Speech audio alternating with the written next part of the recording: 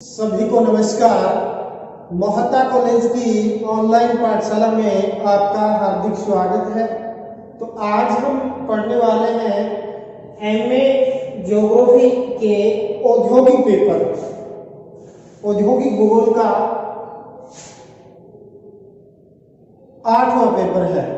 उसके अंदर अपना टॉपिक रहने वाला है औद्योगिक संलग्नता, क्योंकि इससे पूर्व हमने औद्योगिक भूगोल का अर्थ, प्रकृति और विषय क्षेत्र का अध्ययन कर लिया था। इसके अलावा औद्योगिक कारकों यानी उद्योगों के अंदर उद्योग स्थापित करने के लिए कौन कौन से यानी कारक हैं वो प्रभावित करते हैं, उनका भी हमने डिस्कस कर लिया था। तो आज हम देखेंगे बेसिकली औद्योगिक संलग्नता से क्या तात्पर्य है, औद्योगिक संलग्नता कितने प्रकार की होती है और औद्योगिक संलग्नता का उद्योगों पर क्या प्रत्यक्ष प्रभाव पड़ता है, क्या इसके लाभ होते हैं। तो देखिए बेसिकली औद्योगिक संलग्नता से तात्पर्य क्या है। तो औद्योगिक जो संलग्नता होती है उसको बेसिक रूप से क्या है, औद्योगिक भौगोलिक अंतर संबंध के नाम से भी जाना जाता है।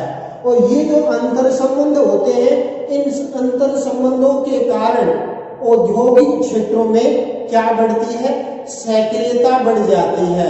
और इन औद्योगिक वातावरण में बड़े बड़े जो कारखानों के द्वारा जो मुख्य वस्तुएं उत्पादित की जाती है या उत्पादन का जो माल तैयार किया जाता है, लेकिन इन उत्पादों से जो संबंधित अन्य वस्तुओं के निर्माण हेतु कई छोटे छोटे कारखाने स्थापित हो जाते हैं। अतः इन जो संचालकों का आपसी क्या हो जाता है, अंतर संबंध हो जाता है और ये क्या करते हैं, आपसी सहयोग से समस्या को सुलझाते हैं। तो इस प्रकार क्या होता है कि एक ही उद्योग कई चरणों में पूर्ण होता है।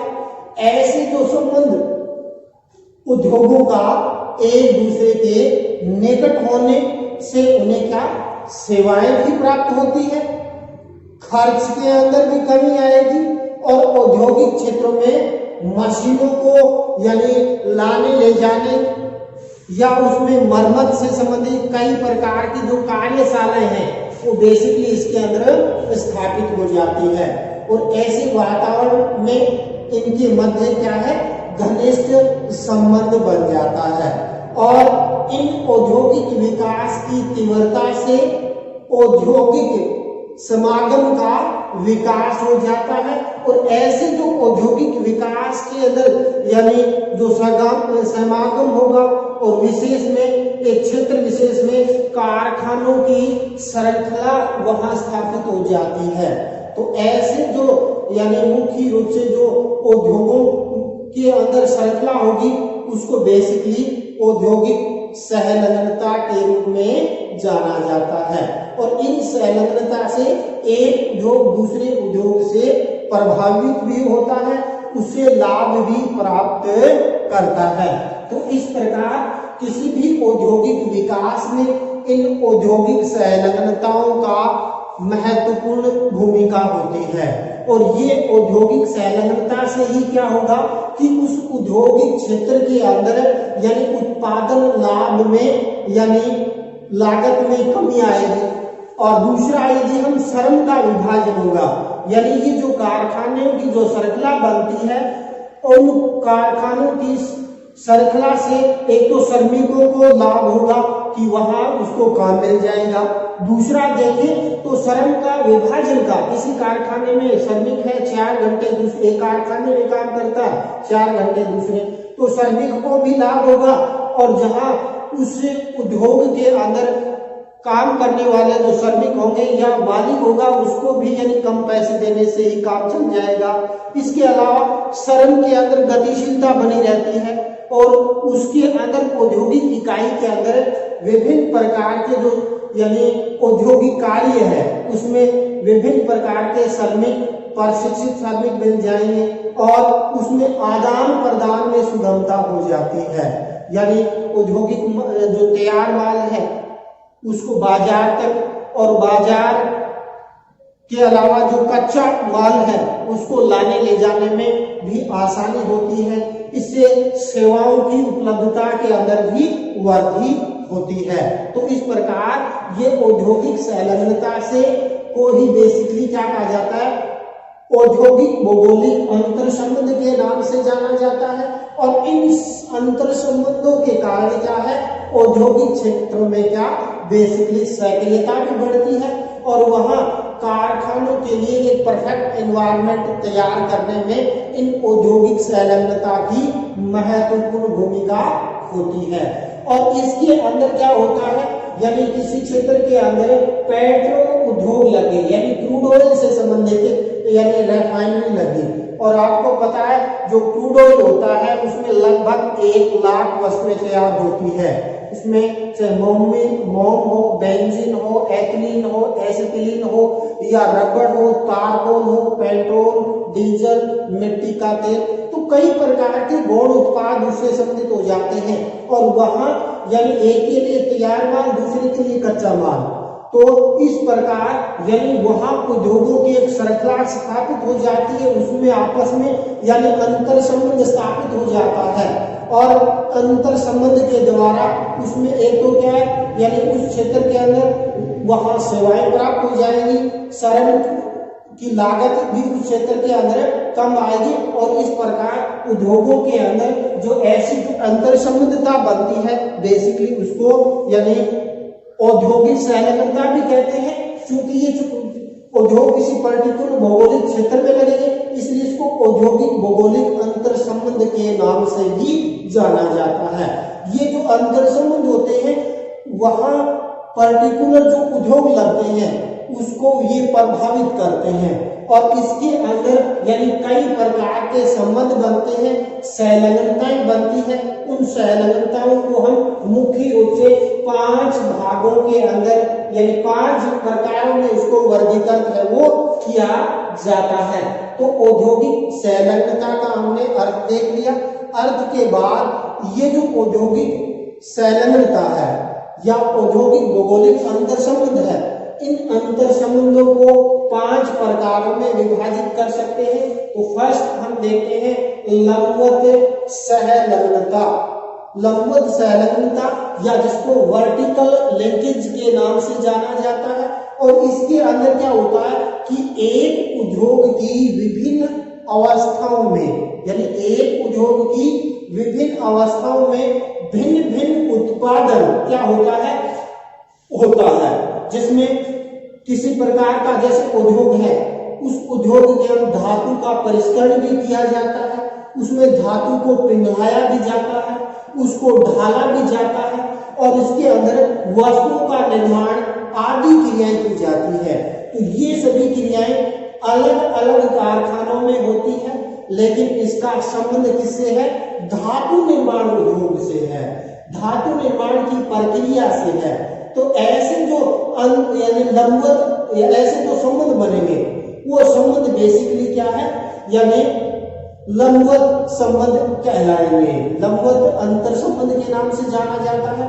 जो लंबवत अंतर संबंध बनते हैं इसमें एक जैविकीय संबंध होता है, यानी एक ही प्रकार का कच्चा माल होता है, उस कच्चे माल को परिष्कृत कर यानी उसके विभिन्न प्रकार के कलपुर्जे बनते हैं और उसको फिर क्या समेकित किया जाता है। तो ऐसे जो संबंध होंगे उसको बेसिकली लंबवत संबंध के अंदर लंबवत संलग्नता के रूप में भी जाना जाता है।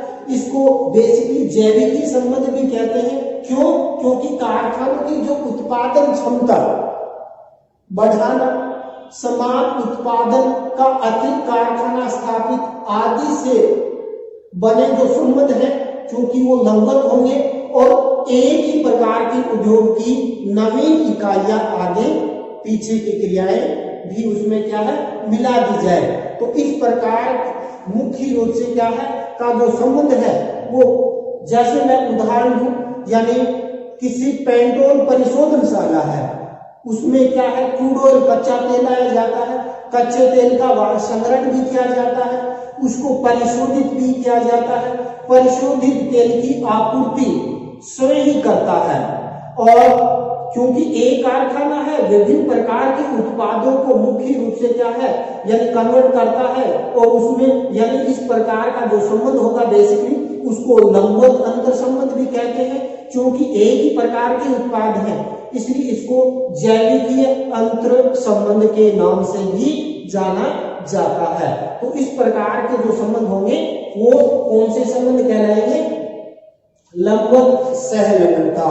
तो लंबवत सहलंबता में सीधी सी बात है कि एक उद्योग की विभिन्न अवस्थाओं में जो भिन्न भिन्न प्रकार के उत्पाद हैं, चाहे जैसे कोई धातु निर्माण उद्योग है जिसमें धातु का परिष्करण होगा, धातु पिघलाई दी जाती है, ढाले दी जाती है, वस्त्र निर्माण की जाती है, आदि क्रियाएं की जाती है। ये सभी क्रियाएं अलग अलग कारखानों में की जाती है लेकिन उनका संबंध धातु निर्माण से होता है।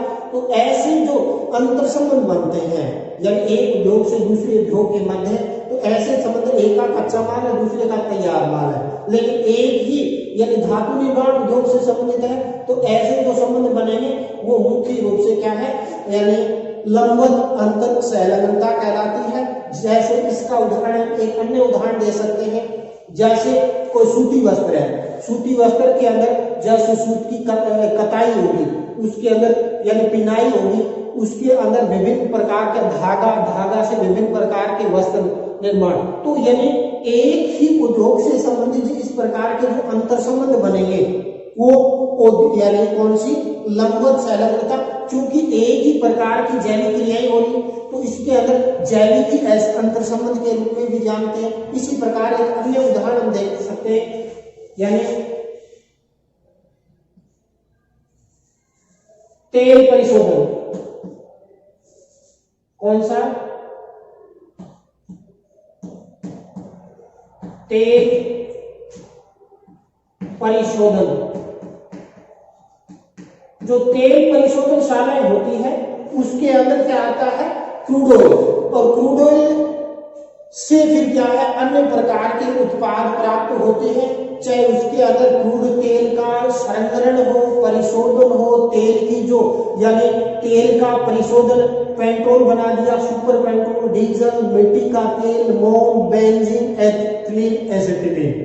तो ये जो परिशोधित सामग्री है उसको यानी चूंकि एक ही औद्योगिक क्रिया से संबंधित है तो ऐसे जो संबंध बनते हैं वो कौन से लंबवत अंतर संबंध के रूप में जाने जाते हैं।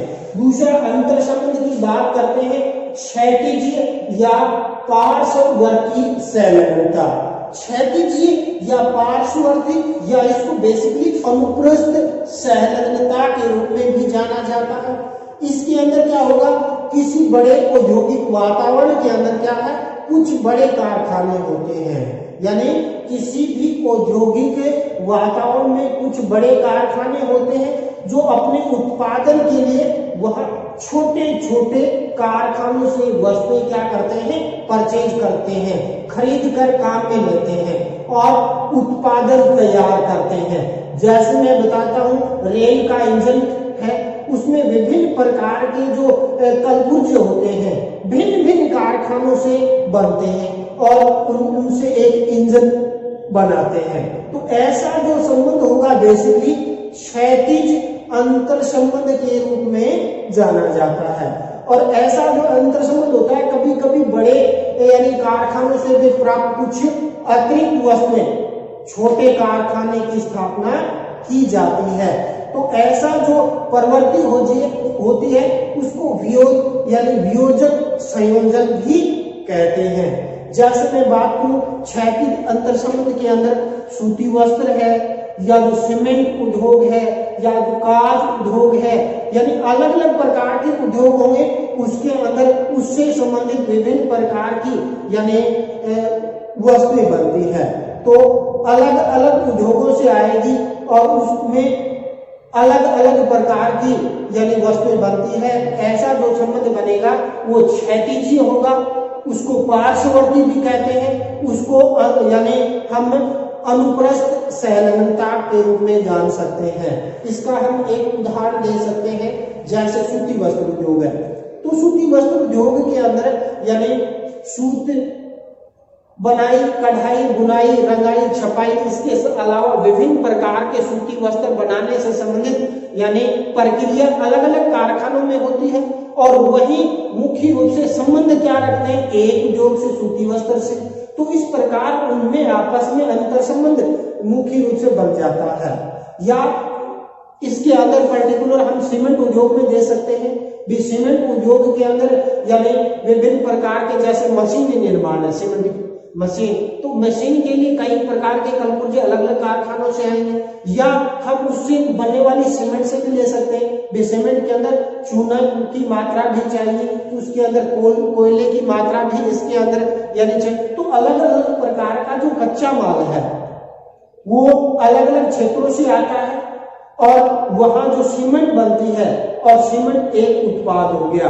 तो इस प्रकार यानी उसमें जो संबंध बन गया वो क्षैतिजीय अंतर संबंध, पार्श्वीय अंतर संबंध या उसको अनुप्रस्थ सह संबंध भी कह सकते हैं या संलग्नता भी कह सकते हैं। तो ये क्या कहलाएगी, क्षैतिजीय, पार्श्ववर्ती या अनुप्रस्थ सहलग्नता के रूप में जाना जाता है। इसके बाद हम थर्ड संलग्नता की बात करते हैं तो ये आ जाती है कर्णवत संलग्नता या इसको तिर्यक संलग्नता के रूप में भी जाना जाता है। तो कर्णवत या तिर्यक संलग्नता क्या है, इसमें अंतर संबंध जिसमें बेसिकली क्या है, कारखानों को मरम्मत से संबंधित सेवाएं प्रदान करते हैं। यानी कोई उद्योग लग गया और उद्योग में समय समय पर मशीनों को रिपेयर करने के लिए यानी उसके अंदर यानी मरम्मत का कार्य किया जाता है, क्योंकि मशीनों के कलपुर्जे यानी कमजोर हो जाते हैं। या दूसरा हम यूं कहें कि इसके अंदर बेसिकली क्या होता है कि आवश्यक पुर्जों की आपूर्ति करें। कोई पुर्जा घिस गया तो उसकी जगह कन्वर्ट करना है, तो आवश्यक पुर्जों की आपूर्ति हेतु जो स्थापित होने वाले जो उद्योग से संबंधित जो संबंध बनते हैं उसको बेसिकली कर्णवत यानी अंतर संबंध कहलाते हैं। जैसे औजार बनाने या मरम्मत करने वाले जो कारखाने अन्य कारखानों से संबंधित हैं, तो इसमें क्या होगा बेसिकली यानी उसमें संबंधित व्यक्ति यानी व्यक्तिगत संबंध हो गया उससे। क्यों, यानी किसी कंपनी ने दूसरे से पेचअप कर लिया कि इसमें रिपेयरिंग का कार्य ये करेगी और उससे क्या हो गया, उसका संबंध हो गया। और संबंध कैसा हो गया, कर्णवत संबंध हो गया। तो इस प्रकार यानी ऐसा जो संबंध बनता है उसमें यानी पर्टिकुलर उस क्षेत्र के अंदर जो बनने वाला जो सामान है उसकी जो पहचान है या उसकी साख के आधार पर मरम्मत कार्य करवाया जाता है। या पर्टिकुलर जैसे कोई हम कार्य करते हैं, किसी चीज की रिपेयरिंग करवाते हैं, भी उस मिस्त्री पर हमारा विश्वास है वो यानी चीजें यानी मरम्मत ठीक तरीके से करता है। तो उस प्रकार उसका जो व्यक्तिगत संबंध बनता है यानी किसी उद्योग का किसी रिपेयरिंग उद्योग से या जो आवश्यक कलपुर्जों की आपूर्ति करने वाले यानी दूसरे उद्योग से जो संबंध बनता है और वो संबंध होता है व्यक्तिगत संबंध होता है। और उससे यानी वो प्रमुख रूप से या तो कुछ रिपेयरिंग करवाएगा या कुछ कलपुर्जे खरीदेगा, तो ऐसा जो संबंध बनेगा किसी उद्योग में वो कर्णवत या जिसको हम तिर्यक सहलग्नता के रूप में भी जाना जाता है। और इसके बाद हम बात करते हैं चौथा जो संबंध बनता है सूचना एवं संवाद संबंधी संलग्नता। सूचना संवाद किसी भी औद्योगिक क्षेत्र में या किसी भी संस्था विशेष के अंदर सूचना का सही संकलन हो, सही तरीके से समेटन हो, कहीं यानी उसके अंदर सूचना एवं संवाद के अंदर यदि कमी आती है तो वहां कहीं न कहीं लिंकेज आ जाते हैं। और उन लिंकेज की वजह से क्या है, उस संस्था को या उस औद्योगिक इकाई को यानी कहीं न कहीं यदि अच्छे संलग्नता होगी, अच्छा संवाद होगा, तो उसका जो प्रोडक्ट है उस प्रोडक्ट की डिमांड भी बढ़ती है और उसकी बिक्री भी होती है और उसकी गुणवत्ता में सुधार आता है। यदि उसमें सूचना संवाद के अंदर प्रॉपर नहीं होगा तो उसके अंदर गुणवत्ता है लेकिन उसकी बिक्री नहीं होगी, और बिक्री नहीं होगी तो सीधी सी बात है उसका प्रोडक्ट है या उसका जो माल है वो कम खपेगा, उसकी पहचान और साख भी उसी सूचना संवाद पर टिकी हुई है। जैसे मैं बात करूं, आज तकनीकी युग है, तो तकनीकी युग में चाहे टेलीविजन हो, चाहे मोबाइल हो, चाहे इंटरनेट हो, या सूचना के अन्य संचार तंत्र हो, उसका किस प्रकार से उपयोग कर रहे हैं। कहीं उसका उपयोग नकारात्मक तो नहीं हो रहा है, उस नकारात्मक उपयोग हो रहा है तो वो उस संस्था के लिए, उस औद्योगिक इकाई के लिए नकारात्मक इफेक्ट डालता है।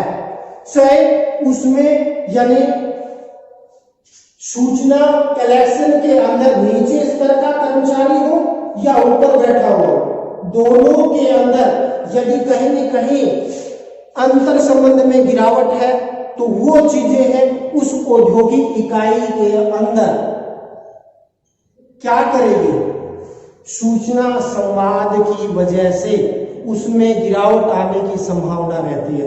एक स्तर तो आप किसी को नोच सकते हो, लेकिन जो अगला स्तर आएगा उसके अंदर उसमें गिरावट आना स्वाभाविक सी प्रतिक्रिया है। और उसमें कहीं पर सूचना में गलत सूचना मिल गई, माल की क्वालिटी के अंदर गिरावट आई, तो वो चीजें हैं पर्टिकुलर उस औद्योगिक इकाई में, उस संस्था के अंदर गिरावट का, उसका पतन का कारण बनता है। तो सूचना एवं संवाद से संबंधित संलग्नता प्रॉपर होनी चाहिए, माल की गुणवत्ता अच्छी होनी चाहिए, और तभी उसके अंदर अंतर संबंध, ऐसा जो अंतर संबंध बनेगा वो सूचना संवाद से संबंधित संलग्नता कहलाएगी। इसी प्रकार सूचना संवाद से संबंधित यानी सरकारी नीति क्या है, सरकार की पॉलिसी क्या है, किसी औद्योगिक क्षेत्र के अंदर, यानी चाहे अपने राजस्थान में देखें या भारत संग्रह में देखें, किसी भी औद्योगिक क्षेत्र को पनपाने के अंदर, उसको विकसित करने के अंदर वहां की एक सरकारी नीति होती है। जैसे राज्य सरकार ने सीमेंट उद्योग को प्रोत्साहन दिया तो राजस्थान सीमेंट उद्योग के अंदर अव्वल है। यही कहीं न कहीं अपने राजस्थान में चीनी उद्योग है, तो चीनी उद्योग के अंदर यानी वैसी सुविधाएं उपलब्ध नहीं, सरकार की पॉलिसी चीनी उद्योग के प्रति यह नेगेटिव है। क्यों? पड़ोसी देशों से चीनी उपलब्ध हो जाती है, और वहां फिर क्या होता है, ऐसी स्थिति में सरकार की नीति भी किसी उद्योग के अंदर वहां विकास करने में महत्वपूर्ण भूमिका का निर्वहन करती है। तो इस प्रकार सूचना संवाद से संबंधित जो संबद्धता है उसमें यानी प्रचार प्रसार किस प्रकार का हो रहा है, या उपभोक्ता किस प्रकार आकर्षित हो रहा है, उसका बिक्री कैसी है, उसके माल की गुणवत्ता कैसी है। कई बार क्या होता है, यानी माल हल्का होता है लेकिन उसका प्रॉपर तरीके से यानी क्या कर दी जाती है, प्रचार प्रसार कर दिया जाता है। कई बार सामान उपभोक्ता खरीद भी लेता है, लेकिन उसके बाद उस पर यानी उसकी गुणवत्ता में गिरावट होने के कारण वो अन्य प्रोडक्ट खरीदेगा। क्यों? क्योंकि एक बार तो आपने उस प्रोडक्ट को प्रस्तुत कर दिया, लेकिन प्रचार प्रसार की वजह से, लेकिन उसके अंदर यदि गुणवत्ता में गिरावट आई तो वो प्रोडक्ट नहीं बिकेगा। और वहां सूचना संवाद कई बार नेगेटिव इफेक्ट भी लाता है। तो सूचना संवाद प्रॉपर होना चाहिए, सूचना के अंदर तार्किकता होनी चाहिए, सूचना में एक बैलेंस होना चाहिए, और ये चीजें तब तक नहीं होगी सूचना संवाद से संबंधित संलग्नता चाहे किसी औद्योगिक इकाई के अंदर हो, किसी को शिक्षण संस्थान में हो, उसमें भी गिरावट या पतन का कारण निश्चित रूप से बनती है। तो इसलिए सूचना संवाद से संबंधित संलग्नता के अंदर यानी प्रॉपर उसका यानी गुणवत्ता भी होनी चाहिए, उसका प्रचार प्रसार भी होना चाहिए, और उसके बिक्री के लिए प्लेटफॉर्म भी उपलब्ध होना चाहिए। तभी वो सूचना संवाद से संबंधित संलग्नता प्रॉपर रूप से कार्य करेगी और वो औद्योगिक इकाई के अंदर संवाद है वो धीरे धीरे बढ़ता है। उस औद्योगिक इकाई या उस औद्योगिक प्रदेश में उद्योगों की संलग्नता तीव्र गति से बढ़ेगी। तो इस प्रकार सूचना और संवाद से संबंधित ये होगी सूचना संवाद संलग्नता। इसके बाद नेक्स्ट संलग्नता की बात करते हैं, स्वजात गुण संलग्नता। स्वजात यानी समान स्वभाव गुण वाली जो संलग्नता। कुछ उद्योग क्या होते हैं, एक समान प्रक्रिया से गुजरते हैं। ऐसे परस्पर समान निर्माण प्रक्रिया वाले उद्योग में स्वजात गुण संलग्नता कहलाती है। यानी किसी क्षेत्र के अंदर समान प्रक्रिया से गुजरने वाले जो उद्योग हैं, ऐसे परस्पर समान निर्माण प्रक्रिया वाले उद्योग से संबंधित जो संलग्नता बनती है वो सह संबंध या स्वजात गुण संलग्नता कहलाती है। इन उद्योगों में क्या होगा, उत्पादन हेतु जो सेवाएं दक्षता स्थान विशेष में मिलती है। और इसके अंदर हम बात करते हैं, कई धातुओं के अंदर द्वितीय प्रक्रिया के बाद अलग अलग भी हो जाते हैं। तो इस प्रकार स्वजात गुण संलग्नता के अंदर कुछ उद्योग एक समान प्रक्रिया से गुजरते हैं और ऐसे जो परस्पर समान निर्माण की प्रक्रिया वाले उद्योग में संबंध स्वजात गुण सहसंबंध कहलाते हैं। और इन स्वजात सहसंबंध गुणों में उन उद्योगों के उत्पादन हेतु सेवाएं एवं दक्षता स्थान विशेष में मिलती रहती है। तो इस प्रकार यानी ये होगी स्वजात यानी समान गुणों और समान स्वभाव वाले जो उद्योगों की जो श्रृंखला में जो संबंध बनते हैं और उन संबंध से जो संलग्नता बनती है स्वजात गुण संलग्नता कहलाती है। जैसे मैं उदाहरण दूं, से लोह इस्पात उद्योग हो तो लोहे को ढालने पिघलाने या विभिन्न प्रकार के यानी उसमें मैग्नीज का मिलावट है, लोहे का निर्माण है, गटर का निर्माण है, सरिया का निर्माण है। तो यानी उसमें कच्चा माल क्या है, लोहा, और उसमें एक ही प्रकार के प्रोसेस से गुजरना पड़े तो उससे संबंधित जो संलग्नता बढ़ेगी स्वजात गुण संलग्नता के रूप में जाना जाता है।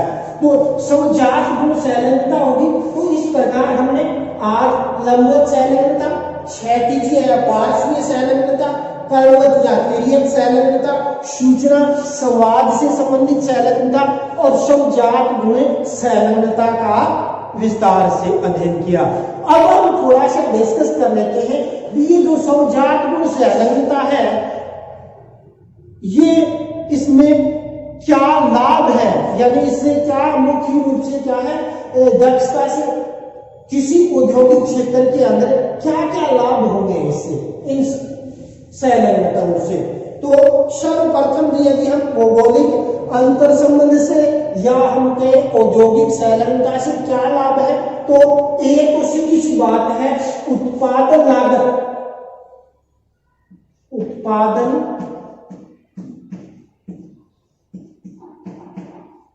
लागत में कमी आएगी। उत्पादन लागत यानी किसी भी औद्योगिक इकाई में जब उद्योग के अंदर यानी कच्चा माल या श्रम शक्ति है जो यानी उद्योग कई उद्योग माल लगेंगे तो श्रमिक आसानी से उस क्षेत्र में मिल जाएंगे और कच्चा माल भी आसानी से उपलब्ध हो जाएगा।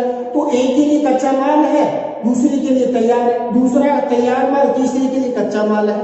तो उद्योगों को पास में कच्चा माल उपलब्ध हो जाएगा या सस्ती श्रम वहां उपलब्ध हो जाएगी तो उत्पादन लागत में कमी आएगी। किसके कारण, ये जो औद्योगिक संलग्नता बने आपस में, चाहे वो तिर्यक संलग्नता हो, चाहे कर्मवत संलग्नता हो या सूचना संवाद से संबंधित संलग्नता, तो वहां पर्टिकुलर रूप से उस औद्योगिक क्षेत्र के अंदर यानी उत्पादन लागत के अंदर, किसी उद्योग के अंदर उत्पादन लागत में कमी आएगी और उत्पादन लागत में कमी आएगी तो उद्योगपति को भी लाभ मिलेगा और वहां के अन्य फैक्टर जो श्रम है, मजदूर है, उनको भी वहां प्रॉपर रूप से अच्छी मजदूरी उपलब्ध होगी।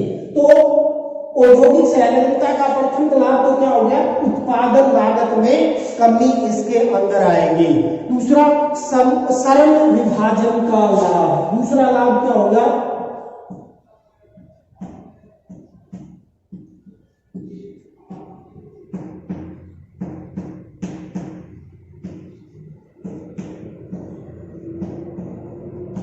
सरल विभाजन का लाभ, यानी किसी भी औद्योगिक क्षेत्र के अंदर यानी जब उद्योग लगेंगे तो वहां मजदूर वर्ग है, विशेष रूप से वहां अपना कार्य करता है, चाहे वो मजदूर के अंदर छोटे निम्न वर्ण के हो या अन्य इंजीनियरिंग हो या अन्य कई प्रकार के जो मजदूर है, उस क्षेत्र के अंदर मजदूर मिलेंगे। एक औद्योगिक इकाई के अंदर पार्टिकुलर रूप से यानी वहां सस्ते श्रम शक्ति उपलब्ध हो जाएगी। और सरल विभाजन का लाभ है उस औद्योगिक इकाई को, उस औद्योगिक प्रदेश को पार्टिकुलर रूप से मिलेगा। तो दूसरा लाभ ये आ जाता है। तीसरा यदि हम बात करते हैं श्रम में गतिशीलता का लाभ, श्रम की गतिशीलता का लाभ,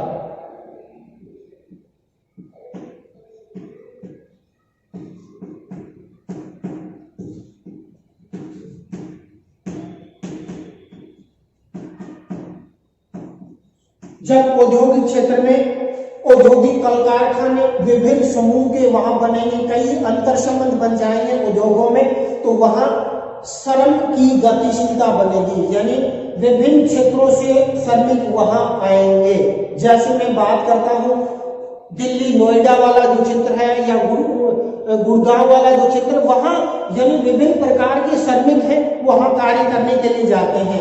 या गुजरात के अंदर हम जाते हैं तो सूती वस्त्र उद्योग है, तो सूती वस्त्र से संबंधित श्रमिक है, वहां विभिन्न उत्पादों से संबंधित उद्योग, अन्य उद्योग भी स्थापित होंगे। तो श्रम की गतिशीलता बनेगी और श्रमिकों को अच्छा रोजगार मिलेगा और श्रमिकों की पर्याप्त मात्रा में उपलब्धता वहां रहेगी। इसके अलावा यदि हम यानी औद्योगिक संलग्नता के लाभ की बात करते हैं तो आदान प्रदान में सुगमता, आदान प्रदान चाहे श्रम शक्ति का हो, चाहे मुख्य रूप से यानी कच्चे माल का हो या तैयार माल का बाजार तक उपलब्धता हो, तो आदान प्रदान में यानी कई उद्योग यानी स्थापित हो जाते हैं, उद्योगों का हब स्थापित हो जाता है, उद्योगों में आपस में अंतर संबंध बन जाता है।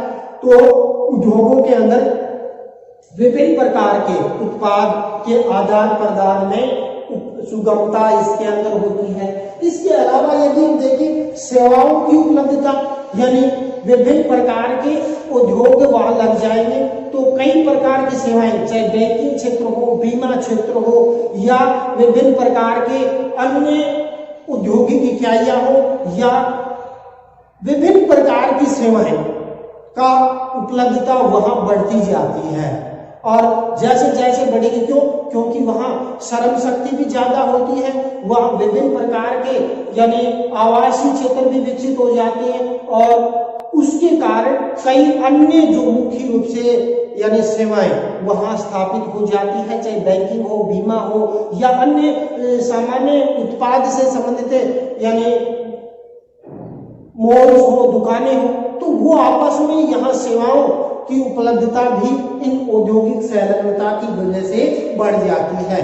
तो इस प्रकार यानी जो ये औद्योगिक संलग्नता है, किसी भी पर्टिकुलर क्षेत्र के अंदर औद्योगिक इकाइयों के अंदर समर्थता बनेगी, श्रम के अंदर क्या होगा, यानी श्रम के अंदर गतिशीलता भी होगी, श्रम का विभाजन भी होगा, उत्पादन लागत में कमी भी आएगी और आदान प्रदान में सुगमता, सेवाओं में उपलब्धता जैसे कई जो मुख्य रूप से क्या है यानी फैक्टर है वो क्या होंगे, प्रभावी होंगे और उसका लाभ है वहां की श्रम शक्ति को भी मिलेगा, वहां औद्योगिक क्षेत्र के अंदर वह उद्योगों का एक हब बनेगा। तो इस प्रकार आपस में इन औद्योगिक संलग्नताओं का औद्योगिक विकास, औद्योगिक क्रियाओं में महत्वपूर्ण रोल होता है। तो आज का टॉपिक अपने यही समाप्त करते हैं। जय हिंद, जय भारत।